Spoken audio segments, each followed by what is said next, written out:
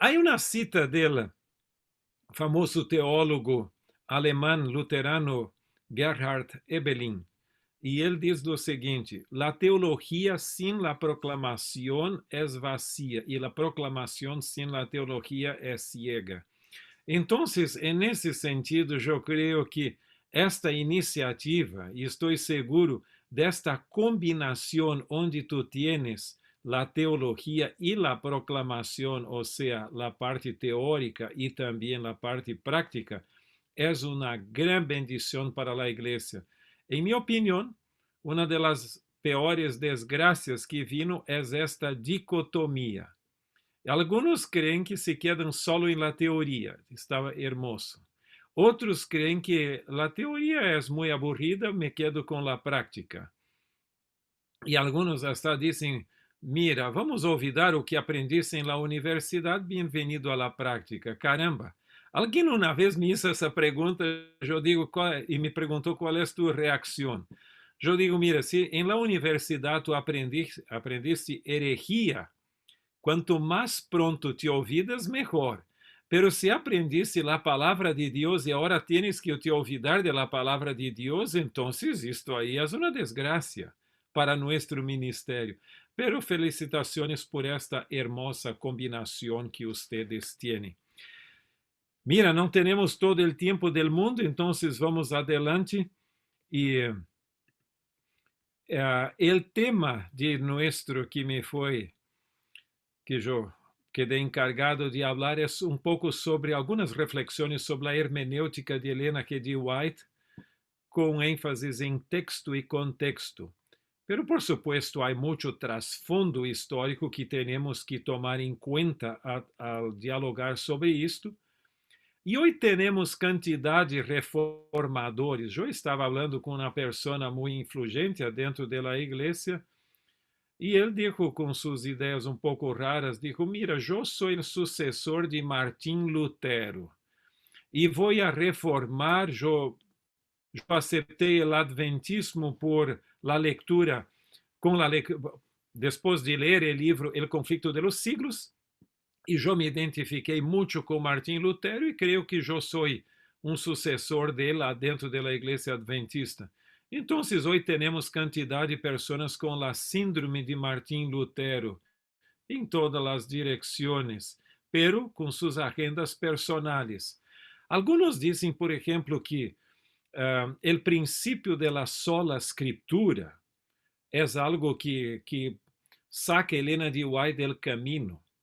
E há uma das maiores, mais grandes distorções, eu creio, na compreensão do princípio da sola escritura, é esta noção de que, em realidade, para aceitar o princípio da sola escritura, tienes que rechazar todas as demais fontes de verdade. Eu não creio nesta forma, por uma razão muito simples. Los mismos reformadores, Lutero y algunos más que hablaron del principio de la sola escritura, ellos mismos escribieron mucho. Si aceptar el principio de la sola escritura significa rechazar las demás fuentes, entonces no necesitarían escribir. Lutero, por ejemplo, sacó su catecismo menor, catecismo mayor, para la instrucción de los miembros, de los luteranos y de los pastores hasta mismo. Calvino también sacó su catecismo, además de sus institutas. Lutero escreveu em alemão la colección de Weimar, que es la Padrón. Esta tiene 90 tomos largos. Está disponible en línea. ¿Por qué escrevería tanto si solo la Biblia es que cuenta? Não é assim. Os mesmos luteranos reconhecem que são um de los que mais hablam, ou por lo menos hablavam do princípio da sola escritura. As coisas cambiaram a largo da história um pouquito com eles, pero eles mesmos, em seu famoso livro, o livro de Concórdia, por lo menos em Temuco, Chile, alguém hizo uma recompilação de los documentos desse livro, pero lamentablemente quedó solo hasta la Confesión de Augsburg y dejó afuera la fórmula de concordia, que es muy amplia. Entonces, pero en el libro mismo de Concordia, hablan de tres, por lo menos tres fuentes de verdad. Las Sagradas Escrituras del Antiguo y Nuevo Testamento como la base, el fundamento que evalúa todo más, pero también los tres credos ecuménicos del inicio del cristianismo y otros libros buenos, útiles y puros, incluso las enseñanzas o los libros de Martín Lutero también. Entonces, el principio de la sola escritura no significa rechazar las demás fuentes, no. Pero algunos usan el principio de la sola escritura para plantear su agenda personal, o que eu creio que não é condizente nem aún com o princípio. Agora, nós temos profetas canônicos e não canônicos, e esta distinção é interessante, pero parece muito conhecido e muito assentado esse conceito, pero há ponto que as pessoas se olvidam. E o ponto é que esta distinção entre profetas canônicos e não canônicos não vino do período da existência do profeta. Por supuesto, na época de Moisés já se reconhecia alguns de seus escritos. Tu vas ver também que o apóstolo Pedro reconhece o apóstolo Pablo como já sendo inspirado e todo assim nessa direção.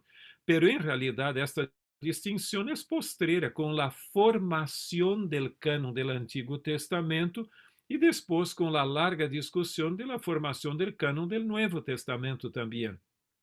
Então, naquele entonces, a discussão era mais, tu eres um profeta verdadeiro ou eres um profeta falso? Essa é a questão. Por lo tanto, há que cuidar para não exagerar esta distinção entre profetas canônicos e não canônicos.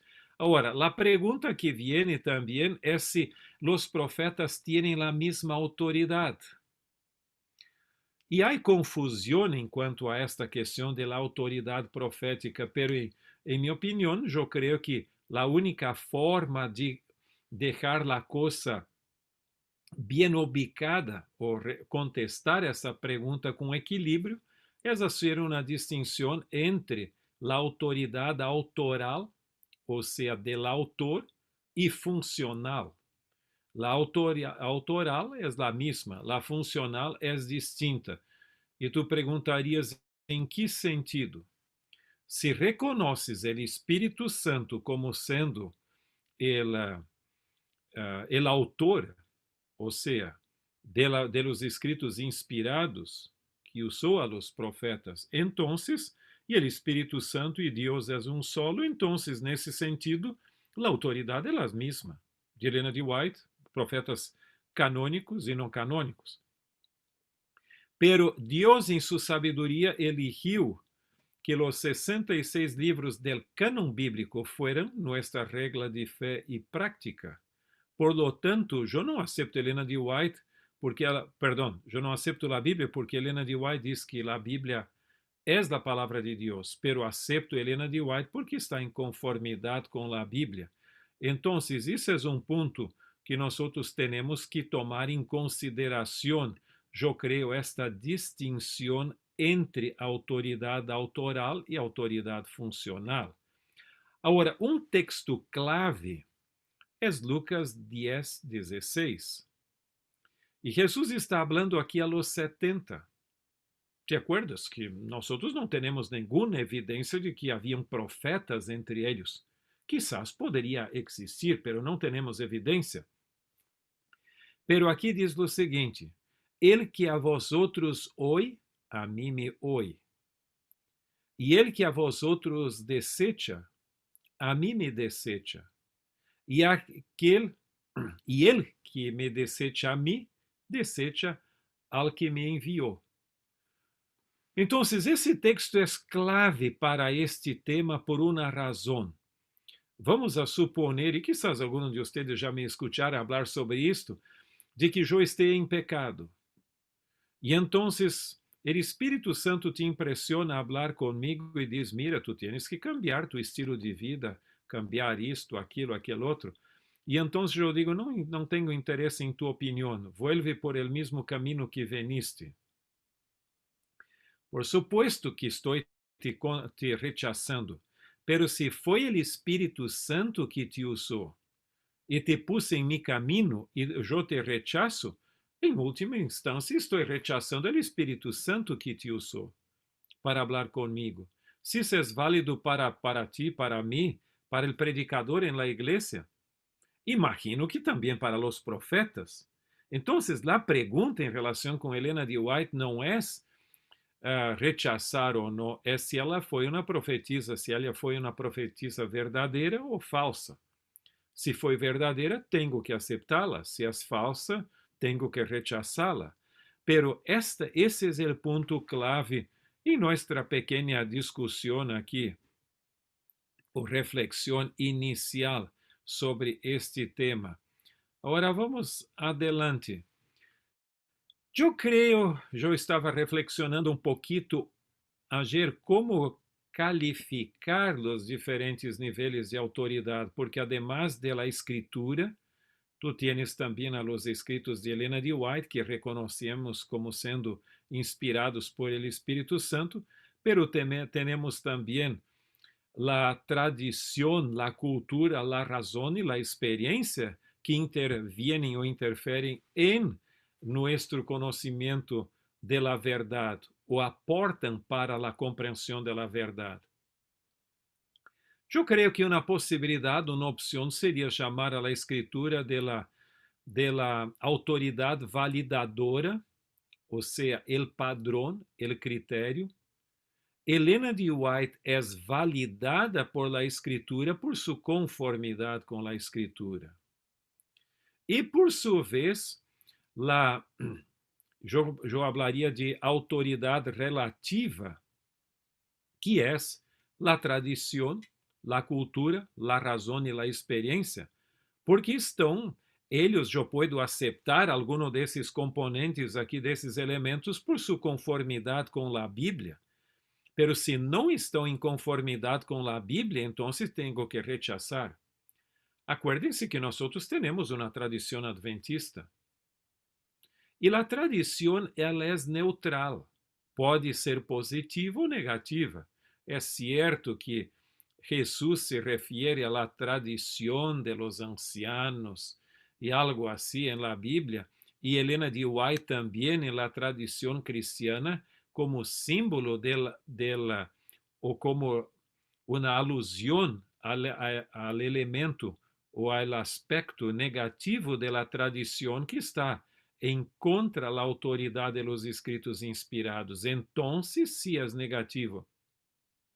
A mesma coisa na cultura, eu não posso sair de minha cultura. Também a razão, tenho que aceitar, hasta Lutero mesmo falou de la razão em um sentido positivo e negativo. Quando falou, por exemplo, em sua famosa, em la dieta onde ele esteve, na dieta imperial de Worms, ele mesmo disse, se eu não for convencido por la palavra de Deus, por la clara palavra de Deus e também por la razão, não vou a me retractar, não vou a cambiar minha posição. Agora, ao mesmo tempo, Lutero escreveu muito em contra la razão de la filosofia aristoteliana de Aristóteles. Eu tenho um livro grueso em alemão solo sobre a fase inicial de Lutero e sua dificuldade com Aristóteles. Al início, por supuesto, ele tinha admiração, mas depois não mais. E então, a experiência, nós temos uma experiência, hasta temos que testemunhar de nossa experiência com Deus a outros. Pero tudo isto é relativo em relação com a Escritura. A mim me gusta muito o que Alistair McGrath diz, que é uma das maiores autoridades, mais grandes autoridades, perdão, em Lutero e em la teologia da Reforma. Ele diz un sacerdote, o sería en nuestro lenguaje hoy sería un pastor. La autoridad de él es proporcional, no, perdón, déjame empezar otra vez. La autoridad de un sacerdote no es en función de su ordenación o del oficio que ejerce, pero de su lealtad a la Biblia. Por lo tanto, yo no tengo autoridad por mi cuenta. No porque la función que yo ejerzo aquí, pero por mi lealtad a la Biblia. Y la misma cosa es tu autoridad. Pero algunos creen que si tiene una función adentro de la iglesia, esta función los torna casi infalibles. No es así. Mi autoridad não é uma autoridade inerente a mim mesmo, ou seja, ela é uma autoridade que eu recebo, que viene por minha lealdade, é proporcional a minha lealdade à palavra de Deus. Esse é um ponto que não podemos nos olvidar. Alguns creem que o título acadêmico los deja praticamente imortais. Mira, eu tenho os diplomas de tal universidade, tudo e coisa. O currículo não conta delante do Senhor. O que conta realmente é o que eu mencionei. Estar em conformidade com a palavra de Deus. Assim nós temos autoridade. Agora, además disto, los movimentos religiosos, e alguns de vocês já me escutaram falar sobre isto, empiezam para reformar a cultura em la qual existiram, e no segundo ou terceiro siglo de sua existência, então, tiendem a se apartar de seu compromisso original e entonces passar por el processo de aculturação, ou seja, se reacercam de la cultura outra vez. Então, tu vas ver que a história do cristianismo pode ser toda uma cadena. Bueno, empezando já com os israelitas de la nação de Israel, saíram depois do exílio babilônico, o judaísmo, del judaísmo, o cristianismo, del cristianismo, la reforma protestante, de la reforma protestante tu tienes el anglicanismo, e del anglicanismo salió el metodismo, e assim por adelante, e nosotros também del metodismo e outras denominações más. La seguridade que nosotros não vamos a ser reemplazados por nadie é el zarandeo. El zarandeo vai limpiar a igreja daqueles que não estão comprometidos com a fé. Pero se tu me perguntares qual é a mais importante função de Ellen G. White dentro da igreja adventista, não é reemplazar a Bíblia, tampouco ampliar a Bíblia. E te digo isto porque eu tenho diálogos com uma pessoa aqui que algumas vezes me escreve e me chama, que tem a teoria del cânon, de que o cânon foi cerrado algumas vezes, 5 vezes, e foi aberto para agregar outros livros. E começando com o Pentateuco, depois se abriu para outros livros. Eu creio que no período de Esdras, outra vez abriu o cânon para agregar coisas. E no Novo Testamento, e segundo ele, o cânon agora está aberto para agregar Ellen G. White adentro. Caramba! Eu não imaginara que havia toda uma teoria que pudera justificar alargar o cânon com Ellen G. White, pero estou absolutamente seguro que Ellen G. White não aceitaria este reconhecimento, ou seja, esta promoção canônica de seus escritos. Em realidade, se fores ver aqui em nossa ilustração, eu vejo que, em minha opinião, se tu me perguntares qual é a mais importante função de Ellen G. White dentro do Adventismo, eu te diria que é exatamente esta. Não reemplazar a Bíblia, tampouco alargar a Bíblia, pero nos mantener leales a la palavra de Deus. E este é um ponto muito importante para nossa consideración. Yo también pienso algunas veces o que sería de nuestra escatología adventista sin esos dos libros aquí. Por supuesto, tenemos bases bíblicas, pero eu creio que quedaríamos um pouco perdidos no caminho, não estando seguro em que direção a história da humanidade está caminhando, em que ponto desta história nós outros estamos ubicados hoje e quanto tempo todavia nos queda, não em termos de marcação de fecha para a segunda venida, pero quão cerca estamos de los postreros dias, ou se já estamos em los postreros dias, pero eu creio que Helena de White, en estes livros e alguns de seus escritos, é como se fuera um mapa que nos mostra muito claramente em que direção, onde estamos ubicados em nossa caminata ao cielo. Então, pero hasta los críticos mismos que critican a Helena de White mucho de su escatología de lo que todavía queda, tiene elementos de la própria enseñanza que Helena de White nos deixou en esses livros tão importantes para los dias aqui. Pero al mismo tiempo también tenemos relecturas de la palabra profética, o sea, de su autoridad. Por ejemplo, yo creo que para nuestras discusiones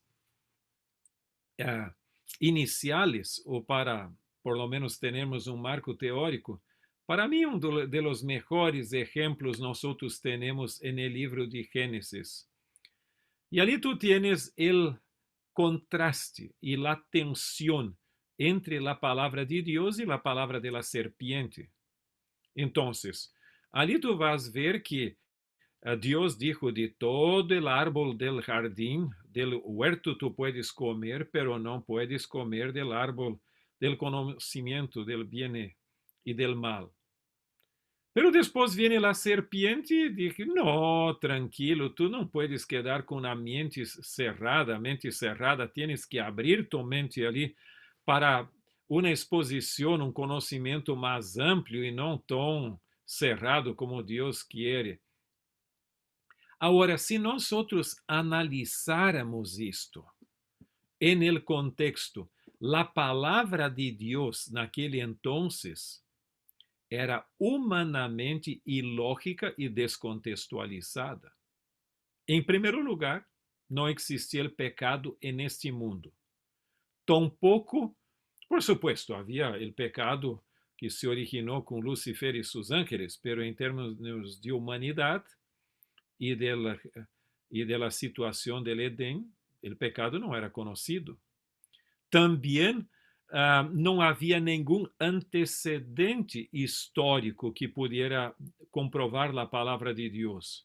Por lo tanto, a palavra de Deus exigia fé sem evidências empíricas, ou seja, del método científico. Então, se alguns desses teólogos de hoje estiveram naquele entonces, por supuesto, quedariam com a palavra de la serpiente, muito mais lógica e contextualizada, e está confirmada por el método científico, ou seja, el método empírico. E hasta Eva, quando foi evaluar entre a diferença entre a palavra de Deus e a palavra de la serpiente, se quedou com a palavra de la serpiente. Era mais lógica. E usou ali o método empírico. Se fores a ler ali, Gênesis capítulo 3, verso 6, diz ali: mira, era muito buena, muito hermosa a fruta. Também ali tinha uma boa nutrição e também poderia quizás dar mais inteligência. E então, por supuesto, ela comeu o fruto. Se tu fores ao melhor laboratório de análises químicas de tu cidade para evaluar ou ter análise do fruto, por supuesto que vendria, mira, muito nutritivo, recomendamos o consumo diário. Por em tu desayuno poderias agregar a esta fruta que seria muito buena. Então, não havia nenhuma razão lógica para Eva não comer. A única razão era a palavra de Deus. E isto que ocorre, o problema de Eva foi que não reconheceu a simbologia da religião. Isto foi a desgraça que ocorreu em el início da história humana, e tu sabes dos resultados que ocorreram e que nós outros estamos nesta desgraça hasta hoje. Agora, a mesma coisa tu tienes também en el caso del diluvio. La palavra de Deus era humanamente ilógica e descontextualizada. Não existia chuva, nem inundação, nem nada nessa direção. Exigia fé sem evidências empíricas. E nesse sentido, a generação antediluviana seguiu mais a lógica e o método científico. Não se olvide de que os escritos inspirados, eles têm um elemento de transcendência que o método científico ou qualquer hermenêutica humanista não lo pode tomar em conta. Hasta mesmo os milagros da Bíblia. Então, isso é um ponto que não se pode olvidar em nossa análise de los escritos inspirados, seja da Bíblia, ou mesmo de Helena de White também. Agora, dentro da igreja, tivemos algumas crises de autoridade. Uma delas vem de Desmond Ford. Desmond Ford dizia que Helena de White tinha autoridade só pastoral. E nesse sentido, se é só pastoral, eu também sou pastor ordenado e creio que ustedes que estão nos acompanhando são pastores ordenados ou a caminho da ordenação. Por lo tanto, estamos no mesmo nível. Qual é a vantagem de ser um profeta, então? Depois, Alden Thompson vino com sua teoria, que lo planteou na década de 80, 1980, com sua série del Sinaí al Golgota, onde ele tem todo esse desenvolvimento que ele depois planteou nesse livro, Escape from the Flames. E neste livro aqui também, ele põe esta suposição de que os profetas do Antigo Testamento eram profetas mais de legalismo, porque era a única forma del pueblo entender as enseñanzas, pero a gracia vino en el Nuevo Testamento. Helena de White, hasta 1888, era mais legalista, depois entendeu a graça e esse tipo de coisas. Dá uma ideia que o modelo evolucionista conta. Há que acordar-se que profetas também aprendem, pero também temos que tomar em conta de que os escritos mais amplios da criação não estão no Apocalipse, estão no início. E Helena de White mesma diz que o Antigo Testamento é o Evangelho em símbolos e o Novo Testamento é o Evangelho em realidade. No Antigo Testamento, cada sacrifício antecipava a venida de Jesus. Por lo tanto, não é dizer que isto é legalismo, há graça e justificação por la fé a largo do Antigo Testamento também. Agora, tu tienes aqui a George Knight, que ha cambiado significativamente sua posição, e ele habla, por exemplo, aqui, no primeiro livro que está ali à esquerda, que nosotros, nuestra organización adventista, tiene la tentación católica. E en este outro habla de la autoridade profética de Helena de White como sendo uma tentação mormona. Assim como os mormones ponem al escritos de Joseph Smith Jr. arriba de la Bíblia, nós também lo hacemos. Eu creio que estas são generalizações que não se podem tomar muito em consideração, porque algumas pessoas lo hacen, pero não creio que esta seria a característica do adventismo em si contemporâneo. Agora, em termos de escatologia, porque esta me presentaciones más en general no es escatológica por naturaleza, porque después ustedes van a tener su secuencia escatológica. Pero ya antecipando un poquito, en realidad, nosotros tenemos hoy relecturas escatológicas significativas. Y una de ellas es el profetismo especulativo, como lo llamo. Entonces, tú vas a tener hoy cantidad de personas que não quedam adentro del princípio de la sola escritura, pero tomam citas de Helena de White e agregam muitas coisas a estas citas. E é aquilo que se chama el método del periódico.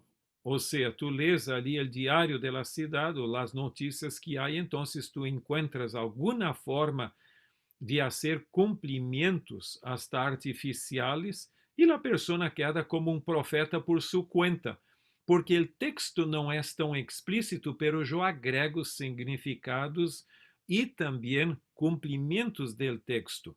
Agora, a outra tendência que se tiene também e que está quedando forte hoje por influência do existencialismo e outras ideologias, é o desconstrutivismo cultural.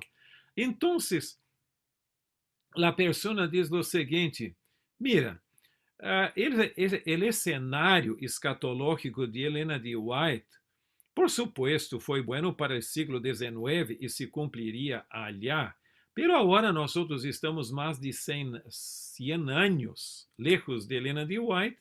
O contexto é outro e quizás vai ser um cumprimento distinto. Esta relectura não é só de Helena de White. Há alguns buenos teólogos, por exemplo, que põem o cumprimento de Apocalipse 13 como condicional. Pode cumprir-se, pode não. Pode ser a lei dominical, pode ocorrer, pode não ocorrer. Pode ser o dia domingo, pode ser outro dia da semana, algo assim.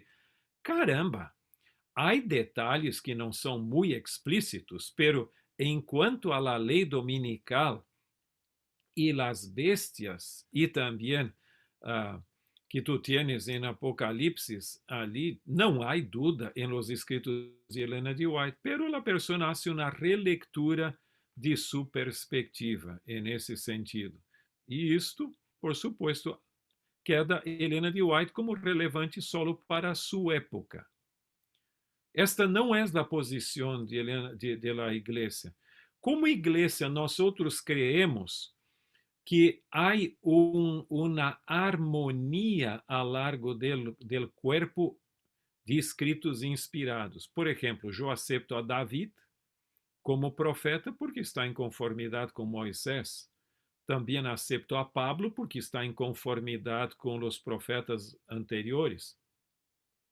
E a Helena de White, por estar em conformidade com a Bíblia, se não estivera, eu simplesmente la rechazaria.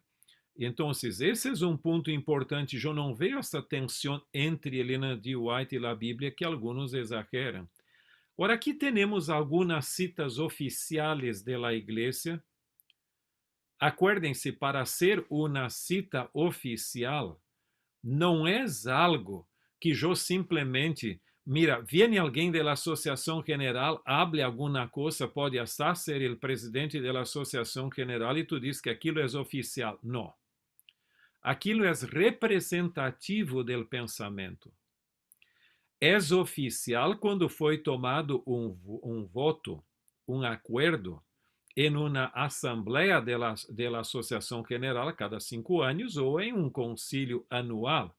Del contrário, pode ser representativo alguma coisa, pero estes documentos que temos aqui são documentos oficiais da Igreja, por lo tanto, tendríamos que tomar em conta. Em el famoso documento Métodos de Estudio de la Bíblia, que foi votado em el concílio anual de 1986 em Rio de Janeiro, o documento diz muito clarito: los adventistas del séptimo dia creemos que Dios inspiró a Elena de White.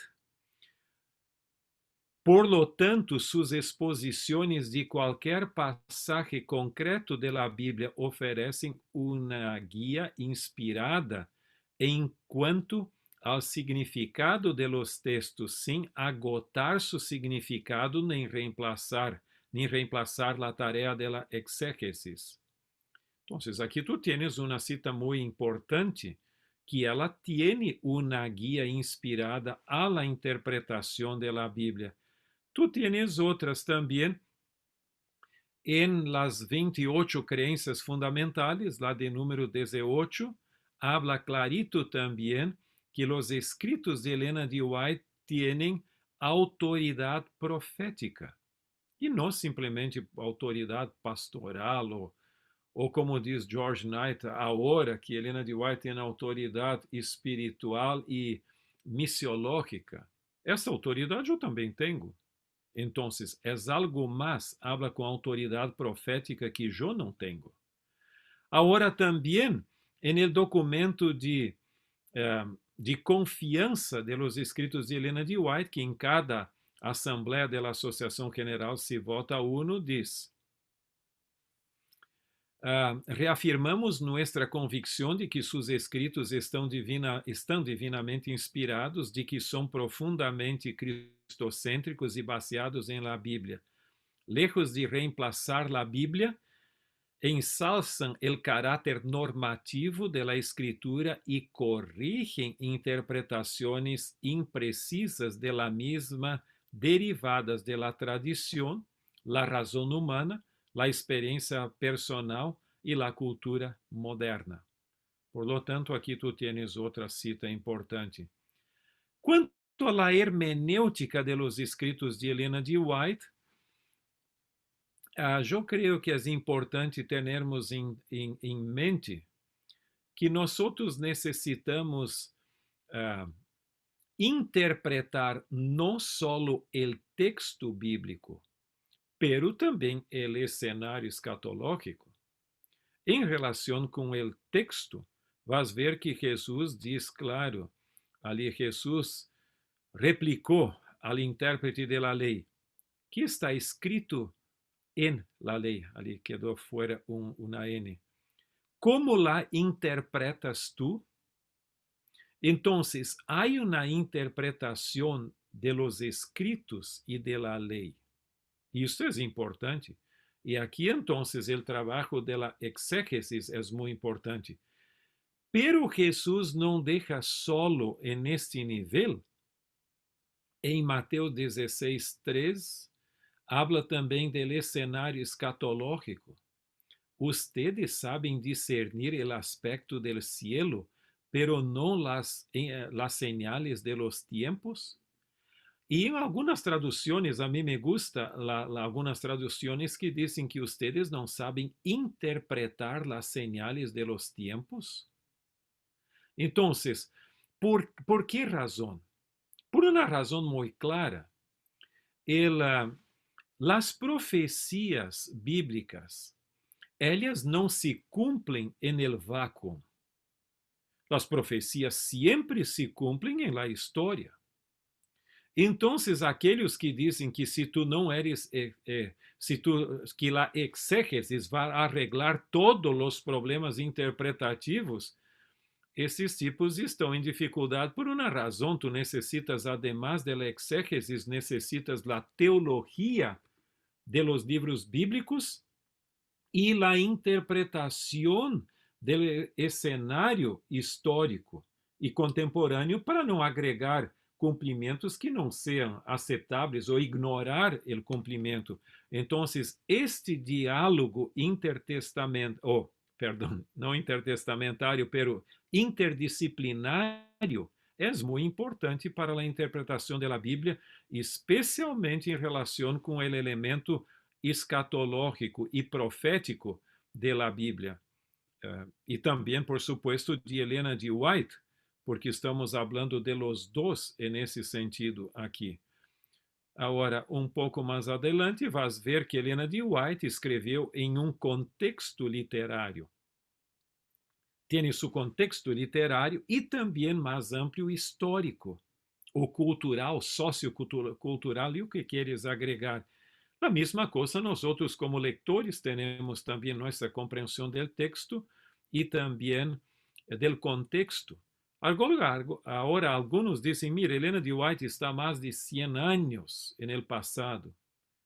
Si este es un problema, ¿por qué no lo es para otros filósofos? Tú tienes hasta mismo el famoso escritor Shakespeare, tú tienes otros clásicos de la literatura que son lejos. Lutero mismo, mucho más lejos de nosotros. Y los escritores bíblicos que están a 2000, 3000 años en el pasado. Pero mira, esos son puntos que esto merecería una discusión mucho más amplia de nuestra parte, pero el tiempo no se nos permite. Ahora, a mí me gusta mucho subrayar la distinción que se tiene que hacer entre leyes y normas, princípios y consejos en los escritos inspirados, o sea, en la Biblia y Elena de White también. Y estes niveles tienen que quedar como tales, porque si tú pones como los fanáticos hacen consejos a nivel de leyes y normas, entonces tú estás en dificultad. Y por su vez, si tú bajas leyes y normas a nivel de consejos, entonces, como los liberales lo hacen, entonces también estás en dificultad. Tudo queda relativo. E esta discussão tu vas encontrar em alguns pontos. Por exemplo, hoje nós temos sérias dificuldades enquanto à observância do sábado em alguns lugares, porque queda como se fosse um feriado, algo assim. Então, esses estão bajando um mandamento da lei de Deus a um nível comum. Por su Hay algunos, por ejemplo, sobre esta cuestión de salir de las ciudades y las leyes dominicales que ya están empezando y todo, que por supuesto los consejos son buenos y pertinentes, pero ponen tanto énfasis que como si fuera el mandamento de número 11 del decálogo. Caramba, entonces tú ya estás en el otro extremo y no podrías hacer esto en ese nivel. Ahora, además disto, temos também que tomar em conta uma das coisas que eu creio que é mais difícil em la interpretação de la Bíblia de Elena de White, é fazer a distinção entre símbolos permanentes que têm que quedar, como tu tienes de lavapiés en la Santa Cena, e tradições obsoletas, como as mulheres quedarem calladas em la igreja. Então, isto é uma distinção um pouco difícil também. Pero vamos rapidamente a alguns pontos em relação com o sentido do texto. Nós temos que estar seguros de que a tradução foi boa e temos que dizer o que o texto diz e o que o texto não lo diz, porque o problema é que se tu simplesmente hablas de lo que o texto diz, pessoas empeçam, tu abres o texto e pessoas empeçam a agregar sentidos artificiais. Então, esse é um ponto que eu creio que em alguns momentos se tem que fazer também. Ou seja, poner límite à la interpretação. Por sua vez, o contexto histórico é fundamental. E o que faz a diferença entre os escritos normais e os escritos inspirados é que os escritos inspirados têm involucrados princípios universais hasta mesmo em quando hablam de questões normais. Por exemplo, no final do livro La Educación, Elena de White diz que as mulheres tendrían, ou as chicas de nossos internados, aprender a manejar o cavalo. Por supuesto, aquilo era uma boa declaração para aquele entonces. E hoje com el coche, com el carro, como queda a coisa com el auto? Bueno, es que yo creo que el principio es de que la mujer tiene que manejarse en os meios de transporte disponíveis em sua época. Então, tu vas ver que aqui há um princípio involucrado aún em uma declaração muito temporal e mais local. La outra é a questão de la correlação temática, onde deixamos declarações sobre o mesmo tema, agregar todas, e as compilações também são uma forma, um aporte para esse intento. Porque acuérdense que um dos princípios de interpretação é trazer todas as declarações de la Bíblia, de Helena de White, para entonces hacer tu interpretação. Pero muitos não têm tempo para isto. Entonces, uma compilação é uma forma de já fazer um trabalho preliminário para a interpretação e que depois tu puedes quizás aprofundizar ou agregar algo nesta direção. Agora, também necessitamos manter bem o equilíbrio temático original do texto e não imponer diferentes ênfases que não são partes de los escritos mesmos. Agora, como enfrentamos a las distorsiones de los escritos inspirados? Mira, aqui temos simplesmente eu puse a tapa de um livro publicado pelo famoso MIT, Massachusetts Institute of Technology, sobre a pós-verdade. E hoje é difícil interpretar a Bíblia em um contexto como este e os escritos de Helena de White, onde tudo é relativo, só não me críticas. Tudo mais é relativo, as opiniões de los demás sí, pero minhas não. Agora, temos que tomar em conta alguns princípios, algumas coisas. Provérbios capítulo 26, el verso 4 e 5 nos diz: nunca respondas ao necio de acordo com sua necedade, para que não seas tu também como ele. Caramba! E agora vem o outro lado da moneda. Responde ao necio como merece sua necedade, para que não se tenha por sábio em sua própria opinião. Percebes que um lado, o livro de Provérbios diz, não tienes que contestar ao necio, porque vas te quedar no mesmo nível de ele, com suas tonterias. Pero, por outro lado, se o tipo não necessita uma resposta, há que responder para que ele não quede como se fuera el sábio.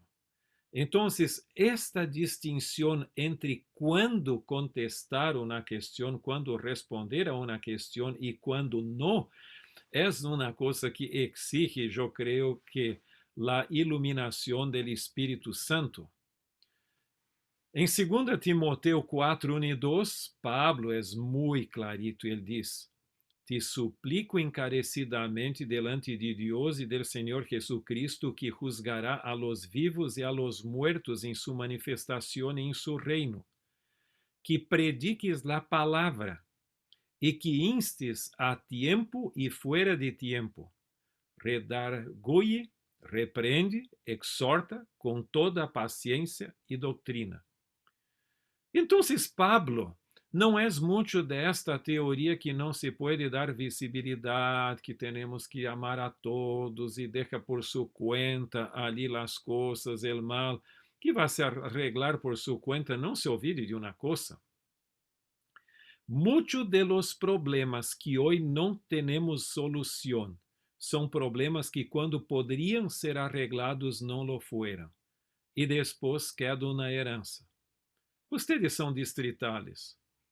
Eu creio que em vuestras regiões isso não ocorre, pero eu sei que em alguns outros lugares afuera de Sudamérica não é difícil alguns mortales deixar uma herência de problemas para seu sucessor en el distrito, porque quer quedar bem com todos. Há que ser honestos e fazer o trabalho do Senhor, aunque há um preço que tengamos que pagar por isso. por nuestra honestidad y también lealtad a la palabra del Señor, pero el apóstol Pablo es muy clarito. Ahora, me gustaría llamar la atención de ustedes para un par de, de citas de Elena de White. En esta cita de Testemunhos para los Ministros, página 55, Elena de White diz: pueden los falsos maestros parecer muy celosos por la obra de Dios y gastar recursos en presentar sus teorías al mundo y a la iglesia. Pero como mezclan el error con la verdad, su mensaje es engañoso y extraviará las almas por senderos falsos. Es necesario hacerles frente y oponérseles, no porque sean hombres malos, sino porque enseñan errores y procuran poner sobre la mentira el sello de la verdad. Entonces, Elena de White también es clara, como el apóstol Pablo y otros del Nuevo Testamento, yo solo cité el apóstol Pablo, de que nosotros não podemos dejar el error simplesmente ali, porque se não formos a dar uma resposta, entonces mucho de las enseñanzas del Nuevo Testamento não hacen sentido, porque mucho foi reprovação que Pablo escreveu a suas igrejas naquele entonces. Agora, hay una otra cita también del mismo libro Testimonios para los Ministros, donde Elena de White agrega: ciertos hombres harán declaraciones sin fundamento, con el tono categórico de quien posee la verdad. Pero no hay objeto en discutir con ellos acerca de sus aseveraciones espurias. Porque não adianta, esse tipo, não hace sentido, esse tipo solo sabe ensinar e não mais a ser estudante, é solo maestro e não estudante, então é praticamente pérdida de tempo. Pero mira o que Elena de White então agrega: la mejor forma de tratar com el error es presentar la verdad e permitir que las ideias descabelladas mueran por falta de atención. Contrastada con la verdad, la debilidad del error resulta claro para toda persona inteligente. Cuanto más se repitan los acertos erróneos de los opositores y de los que se levantan entre nosotros para engañar a las almas, tanto mejor se sirve la causa del error. Mira, tú necesitas de la unción del Espíritu Santo para saber cuándo tienes que te manifestar, te oponer a algo y cuándo mejor sería la indiferencia. Pero no se puede tener, como se diz en inglés, não há esta fórmula de one size fits all. Ou seja, que una talha serve a todos. Não. Tú tienes que evaluar cada una de estas situaciones para ver cuál es, cómo sería el caso, la mejor solución para el problema que está delante de ti. Ahora, también Elena de White dice que nosotros no tendríamos que bajar, porque si el diablo pudiera tomar nuestra agenda, nos manteria ocupado todo o tempo com as herejias. E há momentos em que temos também que dizer: mira, estamos fazendo uma obra importante e não podemos bajar. Por lo tanto, vamos fazer o trabalho do Senhor e não quedar involucrado com a agenda do diabo, que ele quer dictar nossa agenda para seu benefício personal. Eu considero Elena de White como um GPS profético. Conoces o texto de Isaías, que é muito aclarador, diz que quando tu vas por um sendero para te sales del camino para la derecha ou la izquierda, e então vas escuchar uma voz, por supuesto, del Espírito, dizendo: não, este é o caminho, quédate en él. Então, de la mesma forma, o GPS no es el camino, tampoco es el destino, pero te mantiene del camino. Y yo creo que los escritos de Elena de White no son el canon bíblico, tampoco es nuestro destino final, pero nos mantienen leales a Cristo, que es el camino, y también a sus palabras, que son para nosotros, para nuestra seguridad. Entonces es un GPS poderoso. E eu tenho uma declaração minha mesma que puse aqui. Correctamente usados, os escritos de Elena G. de White nunca reemplazarão a Bíblia, sino que nos levarão a uma compreensão e a um compromisso maiores com respeito a Deus e sua palavra. Aún a Bíblia tem uma autoridade validadora de todas as demais fontes de verdade. Os escritos de Elena de White portam uma autoridade validada por su conformidade com as escrituras. Então, volvendo àquele conceito que hablamos anteriormente, e a última cita é: crede em Jeová vuestro Deus e estareis seguros. Crede em seus profetas e sereis prosperados. E que tu seas uma voz de equilíbrio adentro da congregação, ou de onde seja que tu estás exercendo tu ministério, e nestes dias postreiros de tantos desafios e de diferentes teorias, onde todo o viento de falsas doutrinas está a nossa volta. Que Deus te mantenha leal e que seas um siervo de Deus também neste mundo. Amém.